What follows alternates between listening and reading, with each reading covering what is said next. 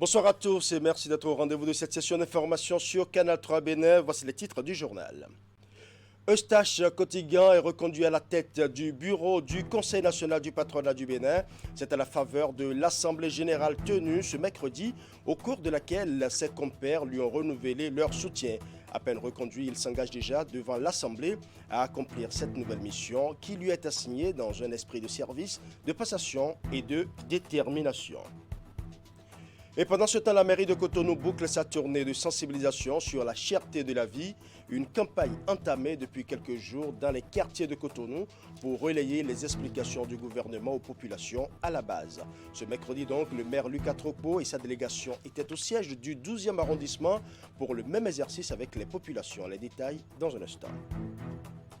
En sport, la Fédération béninoise de handball vient de signer un nouveau partenariat avec le cabinet de Deloitte. Il s'agit d'une alliance pour se faire conseiller et assister dans la mise en œuvre de son plan stratégique. La cérémonie d'officialisation de cet accord a eu lieu ce mercredi au siège de la Fédération béninoise de handball. Et bien sûr, c'est à Cotonou. Voilà pour les titres, mesdames et messieurs. À nouveau, bonsoir. L'Assemblée générale du Conseil national du patronat du Bénin, les assises ont eu lieu ce mercredi à Cotonou au terme des travaux qui se sont déroulés en présence des chefs d'entreprise du secteur privé. Eustache Kotigan est reconduit à la tête du bureau du Conseil national du CNP Bénin pour un nouveau mandat. À peine est-il reconduit qu'il s'engage déjà devant l'Assemblée à accomplir cette nouvelle mission qui lui est assignée dans un esprit de service, de passation et de détermination. Nous allons suivre. Voici le nouveau bureau du Conseil national du patronat du Bénin. Une équipe de 8 membres, dont 3 femmes, pour défendre la cause des entreprises du secteur privé. Ils ont été élus à la faveur de cette Assemblée générale parmi les 25 administrateurs élus à la même occasion. Le bureau est présidé par Eustache Kotigan qui bénéficie une fois encore de la confiance de ses pairs. À l'entame de son discours après son élection, les mots de gratitude à l'endroit de ses prédécesseurs qui ont œuvré pour le rayonnement du secteur privé. Je remercie notamment mon prédécesseur, M. Sébastien Javon, pour son dévouement sans faille dans l'exercice de cette fonction, ainsi que le travail qu'il a effectué et la qualité des résultats obtenus durant sa présidence sur de grands sujets sociétaux tels que les réformes fiscales, le développement du pilier social et ainsi que les réflexions entreprises sur l'avenir du secteur privé. Un travail qui doit absolument se poursuivre. Tout comme les administrateurs, les membres du bureau du Conseil national du patronat du Bénin ont été élus à l'issue d'un processus transparent sous les regards des huissiers de justice. Le nouveau président qui succède à lui-même veut aller très vite dans le déroulement de sa feuille de route axée sur 4 principales priorités. Premièrement, mes priorités devront être un secteur privé organisé autour du développement durable. Deuxièmement, ce serait la promotion de la paix. Troisième priorité, ceci consiste à renforcer le rôle du secteur privé dans le développement économique et social de notre pays. Et la dernière priorité, tout aussi importante, consiste à accorder à notre jeunesse toute l'attention et l'espace qu'elle mérite dans le monde des affaires. Les jeunes doivent devenir les tout premiers acteurs du changement. Vous savez, on parle de la cherté parce qu'on ne produit rien au Bénin. À part l'agriculture, on ne produit rien, il n'y a pas d'industrie. Dans ce contexte où on sort de Covid, où on est en train de vouloir sortir de Covid et encore des guerres, vous savez, si on produisait et on n'importait pas, on n'aurait pas senti cette cherté. Donc aujourd'hui, vous avez le pilier, il y a le gouvernement qui a dit qu'il faut industrialiser. Donc on est dans cette logique, on va accompagner le gouvernement dans l'industrialisation en mettant des industries, des productions locales. L'ambition est grande, la volonté et la détermination le sont également. Le nouveau président entend renforcer le rôle du CNP Bénin en restaurant l'unité et le dynamisme de l'institution patronale. Le bureau démarre son mandat pour une durée de 5 ans en attendant son installation solennelle prévue pour se tenir dans les jours à venir. Parlons à présent de la conférence de presse sur le programme de renforcement de capacité des guides touristiques. Elle s'est tenue ce mercredi au ministère du Tourisme. C'est une rencontre qui a pour but de clarifier la polémique autour des 54 candidats sélectionnés. Nous allons suivre. Après la proclamation officielle des résultats des 54 guides touristiques, une conférence de presse a été organisée dans la matinée du 25 mai. Une occasion pour apporter plus d'explications sur les processus et critères de sélection. Au nombre des 199 candidats, 94 avaient été présélectionnés. Le tableau que vous avez avec 60 candidats dont la liste aurait été publiée par un journal principalement, et vous verrez que cette liste n'a pas été une liste signée, n'est pas une liste cachetée, n'est pas un document public. C'était un travail à mi-parcours. J'avoue que personnellement, je suis très étonné que ça se retrouve dans la presse. Alors, est-ce les candidats qui ont été présélectionnés, disons, qui ont eu accès à ça? D'où ça vient, je ne saurais le dire. On voit également que les 20 qui seraient prétendument des gens qui ont été insérés frauduleusement, si vous regardez bien, vous verrez que ce sont des candidats présélectionnés dans le pôle Niki Natitengo Bukumbe. Les candidats avaient postulé en ligne, puis jaugé sur des critères d'appréciation tels que l'âge, l'expérience, la connaissance de la destination Bénin et autres. Un travail coordonné et suivi par le comité mis en place jusqu'à la phase de proclamation. Des cas de doublons et documents défaillants ont été également enregistrés. Vu les critères, celui qui n'a pas 60% des points ne peut pas être présélectionné. Nous avons un rapport, monsieur. Et sur cette base, nous avons travaillé en équipe durant pratiquement 2 semaines, 1 à 1 par dossier. Ça a été suivi. Nous avons adopté une méthodologie rigoureuse. Donc la validation a pris plus de 3h30. Contrairement à nos séances qui ne duraient que 45 minutes, 1 heure. Et un débat sérieux s'est instauré. Les réclamations sont prises en compte jusqu'à 0 heure le 25 mai. Après quoi, les résultats définitifs seront connus en tenant compte des 40 sur la liste d'attente en cas d'abandon. Les capacités et qualités des services de ces élus guides seront renforcées pour plus d'expertise dès le lundi prochain. Nous allons une fois encore faire un zoom sur le monument qui suscite beaucoup de commentaires sur les réseaux sociaux ces jours-ci. Il s'agit des premiers pans de cette géante statue de l'Amazone qui se dresse majestueusement derrière la présidence de la République. En marge des commentaires savamment nourris sur la toile, une de nos équipes de reportage s'est intéressée au monument et surtout à la portée historique de cette brave Amazone, symbole du royaume de Dahomey. Voici le reportage de William Cliquant. Une statue dont la stature interpelle à première vue, 30 mètres de haut. C'est une géante guerrière en élan combatif qui trône des airs au sol sur un site entouré de palais, la marina et les congrès. Positionnement géographique qui ne saurait être anodin. L'Amazone, puisque c'est son nom, change la vue panoramique du Cotonou d'antan. Allure gigantesque, posture imposante, l'Amazone est un des monuments les plus hauts d'Afrique. Elle ne passe pas inaperçue quand les rayons du soleil du midi scintillent le bronze dont elle est toute revêtue. Un objet de curiosité, et pas des moindres, pour plusieurs Cotonois, bien qu'étant jeunes. Ça m'inspire. Les anciens temps de 1900, c'est quand quelques là. Vous voyez un peu quoi, les gens essaient de rouler des potents dans la communauté de l'image là. Avec son épée là, et son bâton là, vous voyez. En plus, c'est très belle à voir quoi. C'est un peu joli. On a dit à mon ami de faire demi-tour, on va venir voir là quoi. C'est parce que c'est beau. On peut joli même. Pour la voir quoi, mais on se demande c'est la statue de qui là-bas, ça on ne sait pas. Je vais d'Agra pour ça. Je suis venu seulement voir ça. Oui, c'est très bien, c'est très bien. Dans une visée touristique et historique, l'Amazone raconte par elle-même le Dahomey, gardé et défendu par un bataillon féminin face aux envahisseurs. La femme avait assuré la garde rapprochée de Tassirangbe. Et elles ont montré une certaine force, montré qu'on peut compter sur elles. L'armée n'a pas évolué de la même façon quand Agadja et les rois Tegbetsu et autres sont venus.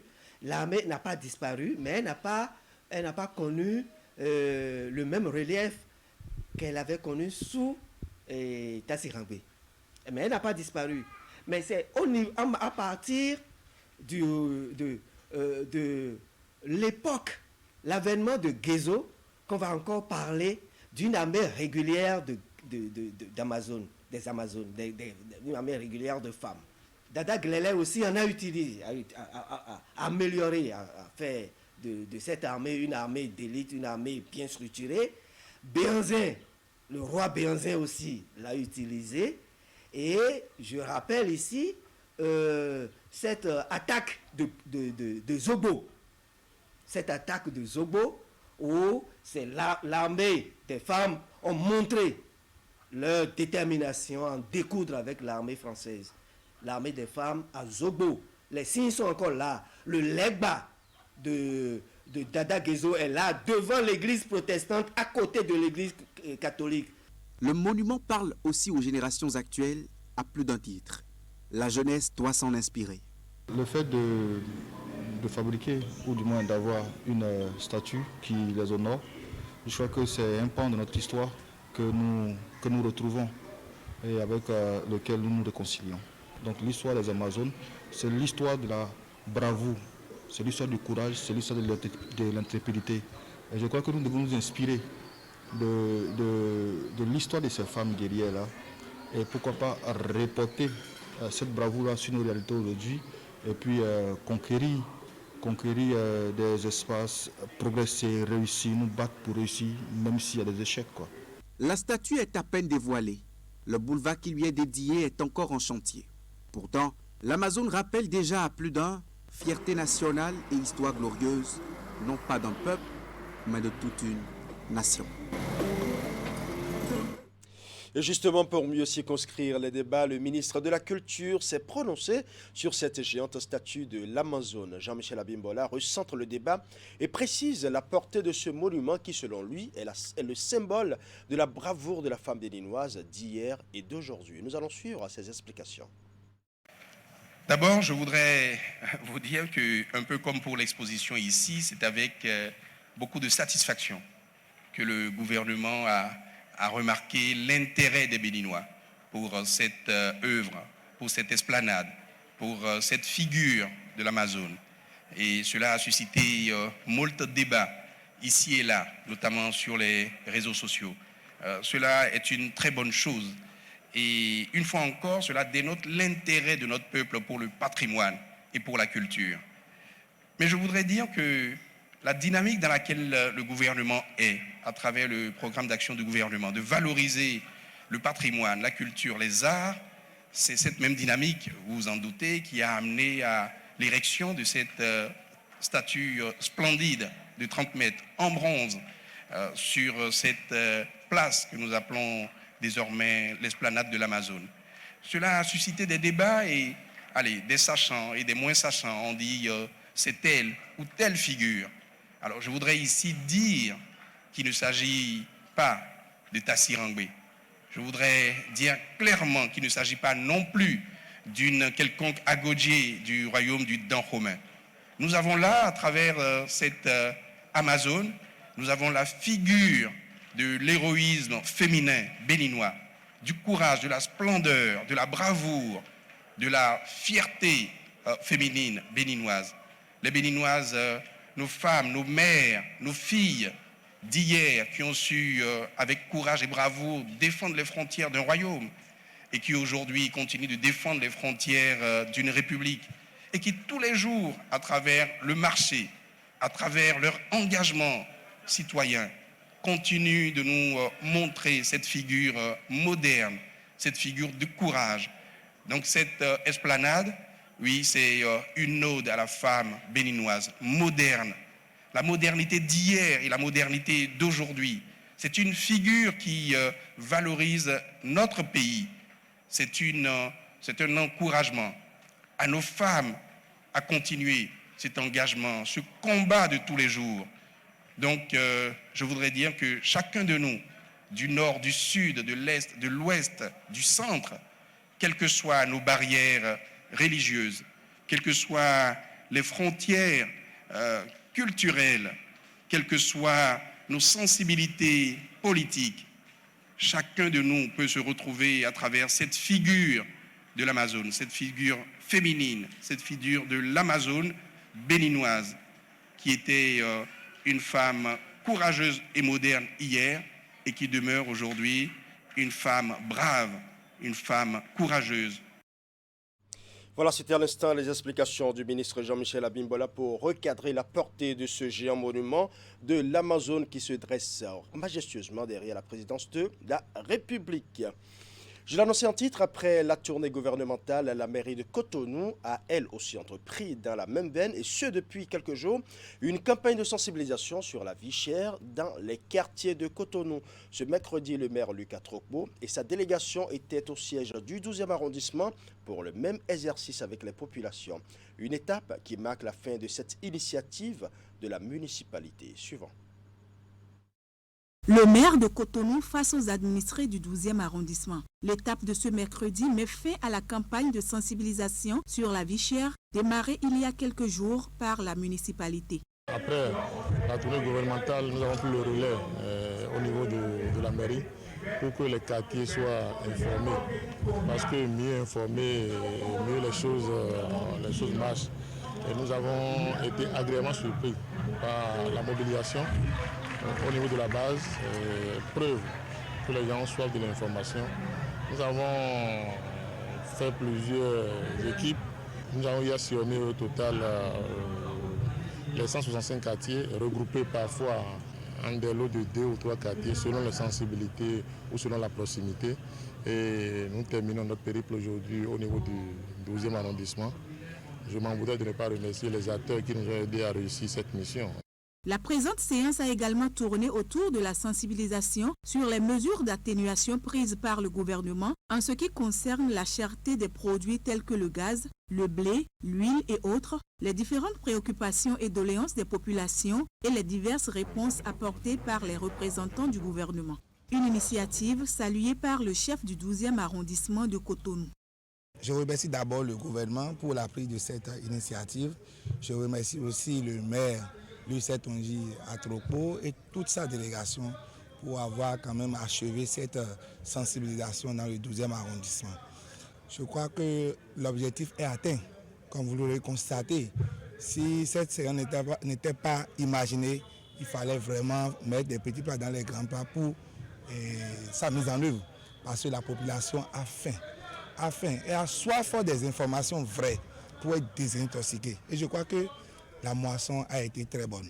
Nous avons eu aussi beaucoup de propositions de la part de la population qui est vraiment intéressée, qui est vraiment motivée par cette descente. Nous souhaitons que les doléances des populations qui seront portées au niveau que vous savez, nous souhaitons vraiment que ces doléances soient prises en compte et nous ne donnons pas du tout de la volonté du gouvernement de faire en sorte que les choses s'améliorent. Rappelons que cette campagne de sensibilisation des populations sur la cherté de la vie, initiée par la mairie de Cotonou, a démarré vendredi dernier. Au terme de cette tournée, le maire de Cotonou s'est confié à la presse à l'occasion. Il a une fois encore situé les uns et les autres sur les réels mobiles de sa tournée et surtout les résultats attendus auprès des administrés. Nous allons suivre un extrait de sa déclaration. Du vendredi 13 au mercredi 18 mai 2022, une délégation gouvernementale a effectué une tournée de sensibilisation sur la cherté de la vie et les mesures d'atténuation prises par le gouvernement dans les arrondissements de Cotonou. C'est le lieu pour moi de remercier le chef de l'État, son Excellence le président Patrice Talon et tous les ministres pour cette belle et noble initiative. À la suite de cette campagne d'information et de sensibilisation des populations, La mairie a poursuivi la sensibilisation dans les quartiers de ville. Ainsi, du vendredi 20 au mercredi 25 mai 2022, les 165 quartiers de Cotonou ont été sillonnés par des équipes mises en place et supervisées par ma personne. Au total, 33 séances ont été animées à partir des regroupements de 2 à 6 quartiers sur la base de leur démographie, proximité et réalité socio-culturelle. 3 délégations conduites chacune par un adjoint au maire, accompagné des élus municipaux des arrondissements concernés, avec l'appui technique des personnes ressources et cadres à divers niveaux des ministères concernés par les thématiques abordées, ont permis d'impacter 4 537 leaders d'opinion qui ont fait des propositions tant à l'endroit du gouvernement que de la municipalité pour contenir les effets de la cherté de la vie. C'est le lieu pour moi de remercier aussi les directeurs départementaux, le DG Douane, M. Dassi, tous ceux qui nous ont accompagnés pour la réussite de cette mission. 3 grandes étapes ont marqué le déroulement des séances.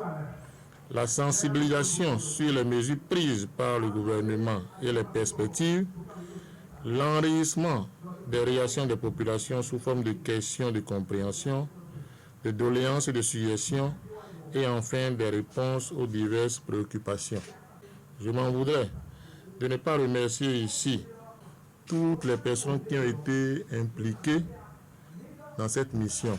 Je voudrais remercier les journalistes, je voudrais remercier les faiseurs d'opinion, je voudrais aussi remercier les web activistes. Je vous remercie. Toujours dans le registre de la campagne de sensibilisation sur la cherté de la vie au Bénin, la communauté universitaire de Parakou a reçu une délégation gouvernementale. Au menu des discussions, les causes de cette conjoncture économique et surtout les mesures prises par l'exécutif pour atténuer la situation. C'était également l'occasion pour recenser les préoccupations et les doléances du monde universitaire sur la question. Reportage. C'est l'amphithéâtre de la solidarité qui a servi de cadre à cette séance de sensibilisation présidée par le ministre d'État Aboulaye Biotiane et qui a connu la présence de la ministre de l'économie numérique, du conseiller spécial du chef de l'État, du porte-parole du gouvernement ainsi que des autorités politico-administratives de la ville.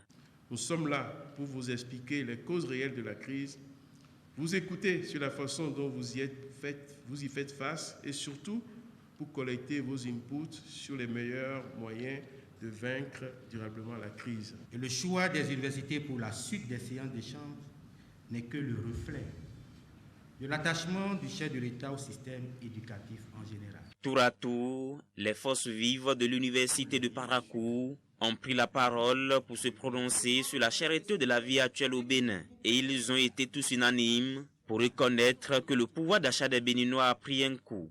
Je voudrais franchement dire à la délégation ici présente que ça ne va pas.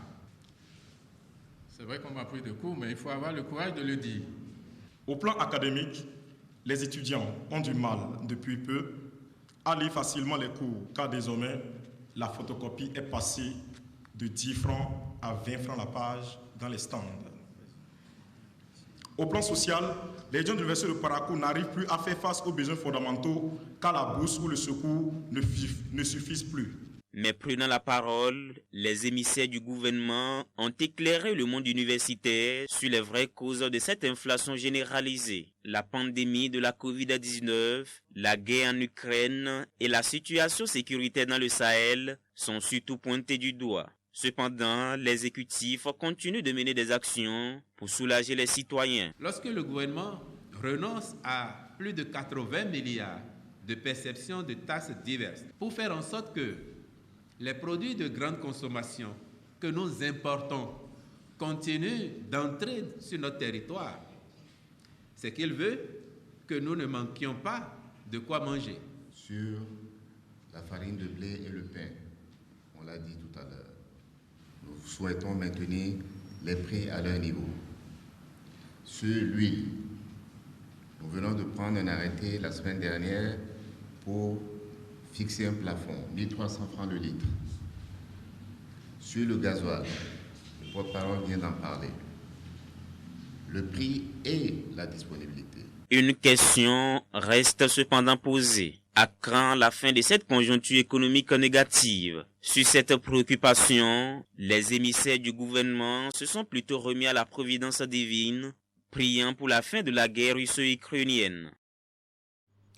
Autre volet de l'actualité nationale, le Rotary Club de Cotonou-Fidrosset appuie les cantines scolaires de plusieurs écoles de la commune d'Agbanizon dans le département du Zou. L'organisation a fait don de plusieurs ustensiles et des matériels champêtres pour un meilleur rendement sur les espaces cultivés par les apprenants pour approvisionner les cantines. Ali Moumouni pour plus de précisions. 3 écoles primaires publiques d'Agbanizon bénéficient de cet appui considérable du Rotary Club de Cotonou-Fidrosset. Les généreux donateurs dotent les EPP Mamoudé, Sahel Loupé et Arwankamen d'ustensiles de cuisine et du matériel pour la culture des vivres. Le don est composé de bassines, marmites, brouettes, roues et des râteaux pour soutenir le programme des cantines scolaires en cours dans ces établissements.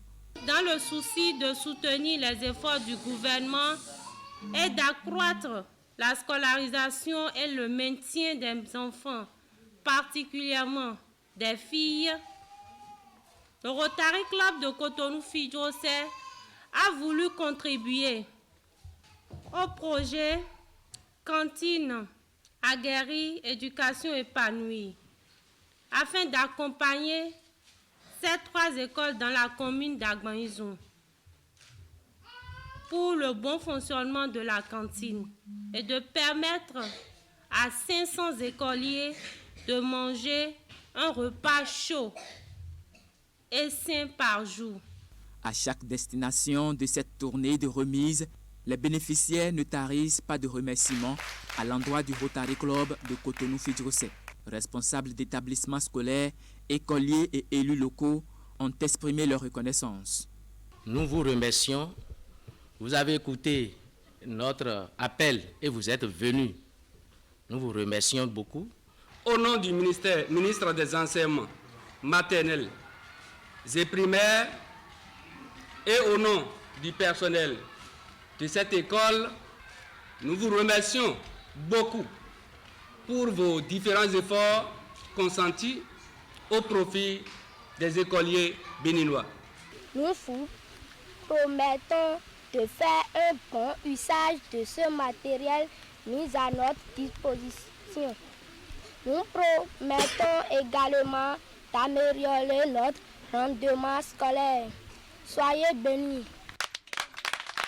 Ces ustensiles et matériels ont pu être offerts par le club Rotary de Cotonou-Fidrosset grâce à la collecte de fonds organisée en début de ce mois de mai.